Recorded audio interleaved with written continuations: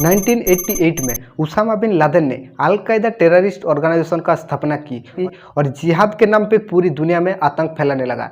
26 नवंबर 2011 Mumbai terrorist attack की mastermind हाफिज मोहम्मद सईद की terrorist organisation लश्कर-ई-तैयबा को फंड सप्लाई करता था उसामा बिन लादेन।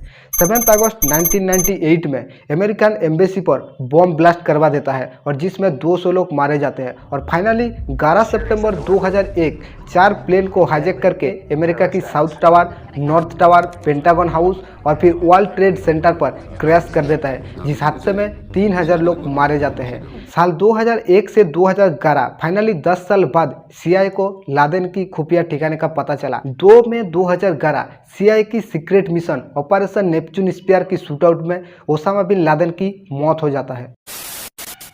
नमस्कार दोस्तों, दुबई की एक बहुत ही रिच फैमिली से बिलोंग करने वाला उसामा बिन लादेन आखिर कैसे बना अल-कायदा जैसा खतरनाक टेररिस्ट ऑर्गेनाइजेशन का फाउंडर, और क्यों CIA को 10 साल लगा था लादेन की खुफिया ठिकाने का पता लगाने के लिए, और कैसे अमेरिकन फोर्स पाकिस्तान की बॉर्डर क्रॉस करके पाकिस्तान के अंदर जाके लादेन की हत्या करके उसकी बॉडी को समुद्र में दफन कर देता है। आज की इस वीडियो में यही एक्सप्लेन करने की कोशिश करूंगा। 10 मार्च 1957 उसामा बिन लादेन का जन्म होता है दुबई की रियाद शहर में बिन लादेन फैमिली में।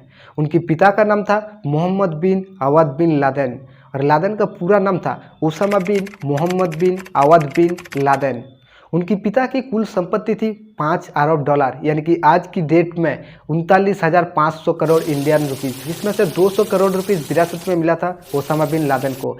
1979 में ओसामा बिन लादेन अपना सिविल इंजीनियरिंग की डिग्री कंप्लीट करता है। उनका 5 बीवी थी और 26 बच्चे थे। इस कहानी की शुरुआत होती है 1965 से। 1965 में अफगानिस्तान पर कम्युनिस्ट पार्टी का स्थापना हुई और उस वक्त दुनिया में सिर्फ सोवियत यूनियन के अंदर ही कम्युनिस्ट पार्टी था और सोवियत यूनियन इस बात से बहुत ही खुश थे क्योंकि उनको नया दोस्त मिलने लगा था। लेकिन कुछ इंटरनल रीजन के वजह से अफगानिस्तान का कम्युनिस्ट पार्टी 2 हिस्सों में डिवाइडेड हो जाता है और फिर 1978 की चुनाव में सोवियत यूनियन की मदद से अफगानिस्तान के अंदर रातों रात कम्युनिस्ट का सरकार बन जाता है। और ये देख के लोग हैरान रह गया और मुस्लिम संगठन और लोग इसका प्रोटेस्ट करने लगा। लेकिन सोवियत यूनियन कभी नहीं चाहता था कि अफगानिस्तान से कम्युनिस्ट सरकार गिर जाए और इसी वजह से सोवियत यूनियन अपनी तरफ से पूरी सपोर्ट करने लगा। जो भी इसके खिलाफ होता था उसको मार दिया जाता था और इसी वजह से 1979 में देश का एक बड़ा हिस्सा इसका प्रोटेस्ट करने लगा और फिर सोवियत यूनियन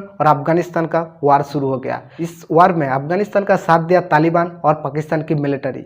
1979 में तालिबान की फाउंडर मुजाहिदीन का साथ देता है उसामा बिन लादेन। अब सोवियत यूनियन और यूनाइटेड स्टेट एक दूसरे का जाने दुश्मन है। जब सोवियत यूनियन इस युद्ध में शामिल था तब यूनाइटेड स्टेट पहुंचा अफगानिस्तान की सपोर्ट में और अफगानिस्तान की मिलिट्री, तालिबान की मिलिट्री और पाकिस्तान की मिलिट्री को US स्पेशल फोर्स ने ट्रेनिंग देना शुरू कर दिया और उस ट्रेनिंग में शामिल था उसामा बिन लादेन। अफगानिस्तान और सोवियत यूनियन की इस वार में सऊदी अरब, चाइना और अमेरिका ने $10 अरब का फंड पास किया था अफगानिस्तान को। फाइनली 1987 में सोवियत यूनियन इस वार से पीछे हट जाता है और ओसामा बिन लादेन अपना अरबिक सेना के साथ अफगानिस्तान में डेरा बना लेता है। 1988 में उसामा बिन लादेन ने अल-कायदा टेररिस्ट ऑर्गेनाइजेशन का स्थापना की और यही टेररिस्ट ऑर्गेनाइजेशन जिहाद के नाम पे पूरी दुनिया में आतंक फैलाता है। टेररिस्ट ऑर्गेनाइजेशन स्थापित करने के बाद उसामा बिन लादेन फिर से सऊदी अरब चला जाता है और सऊदी अरबिया के लोग उनको जिहाद का हीरो मानने लगा था। फिर 1996 में फिर से अफगानिस्तान को अपना बेस बना लेता है और अमेरिका के खिलाफ वार डिक्लेयर कर देता है। 7 अगस्त 1998 में केनिया और तंजानिया की US एम्बेसी पर बॉम्ब ब्लास्ट कर देता है जिस वजह से 200 लोग मारे जाते हैं।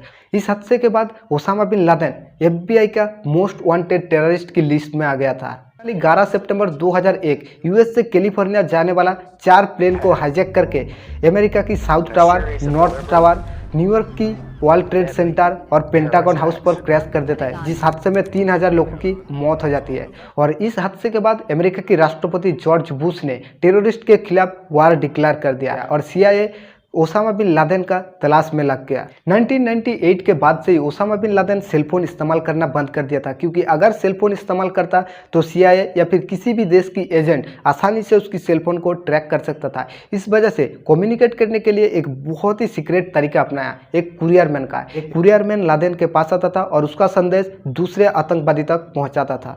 CIA को लगा था कि ओसामा बिन लादेन अफगानिस्तान में छुपा हुआ है और उनकी एक सहयोगी की सैटेलाइट फोन ट्रैक करके उसकी लोकेशन पता चला कि वो अफगानिस्तान की एक पहाड़ियों पर छुपा है। अमेरिकन सेना ने उस जगह पर मिसाइल का हमला किया और उस हमले में कुछ लोग मारे गए, लेकिन बाद में पता चला कि उस जगह पर लादेन था ही नहीं। अमेरिकन एजेंसी ने ओसामा बिन लादेन को ढूंढने के लिए कई तरीका अपनाया।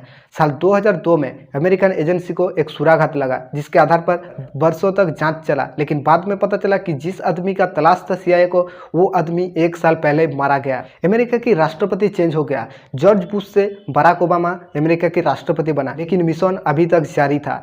CIA को लादेन की तलाश था। साल 2002 के बाद ओसामा बिन लादेन के साथ कनेक्शन रहने वाला लोगों को CIA गिरफ्तार करने लगा और फिर पूछताछ के दौरान ज़्यादातर जो भी चीज़ें पता चलता था वो फर्जी रहता था। और फाइनली 2010 में CIA को एक सुराग लगा कि एक कुरियरमैन 2002 से 2010 तक पाकिस्तान की एबोटाबाद जाता रहा।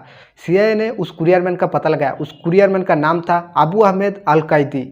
उस कुरियरमैन का पीछा करते करते CIA पाकिस्तान का एबोटाबाद पहुंच गया। CIA ने एबोटाबाद में रहने वाले लोगों की पहचान करने के लिए सर्विलेंस फोटो और फिर इंटेलिजेंस तरीका अपनाया।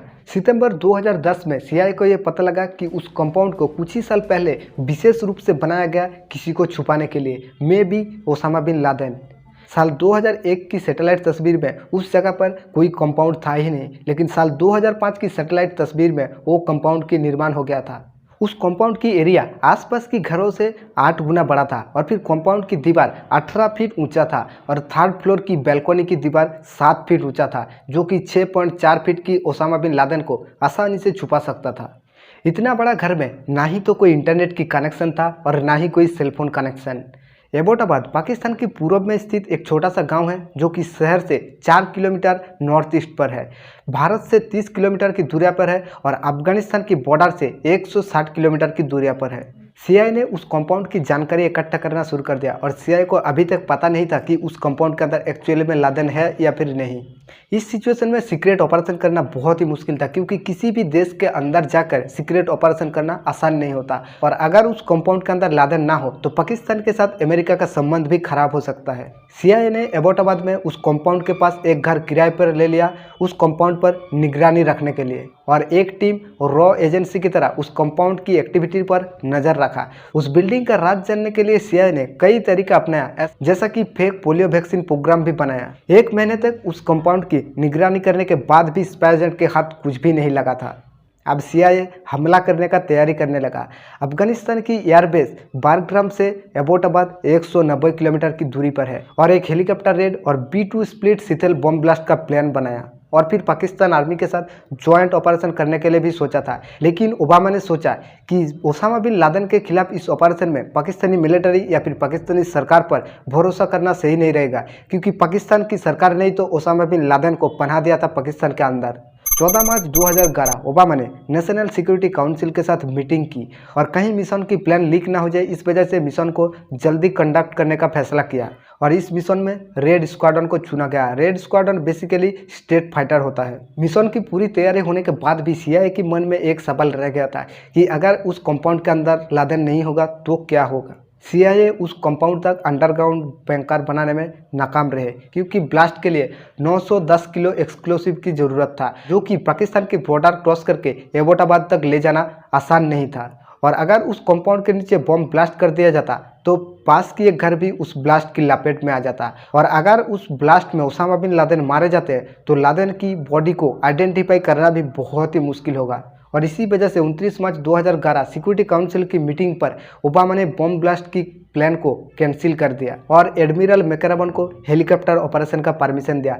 मैकराबन ने रेड स्क्वाड की सबसे अनुभवी और सीनियर ऑपरेटरों में से एक टीम को चुना इस मिशन के लिए, ऑपरेशन से पहले हेलीकॉप्टर का टेस्टिंग किया गया और फिर हेलीकॉप्टर को मॉडिफाई किया गया था ताकि आसानी से पाकिस्तानी आर्मी के रेडार में हेलीकॉप्टर ना आए। एबोटाबाद से 1.5 किलोमीटर की दूरिया पर पाकिस्तानी मिलिट्री कैंप था। प्लेन को ऐसे बनाया गया कि मिशन को अंजाम देते तक इस प्लेन के बारे में पाकिस्तानी मिलिट्री को इसका खबर ही ना लगे।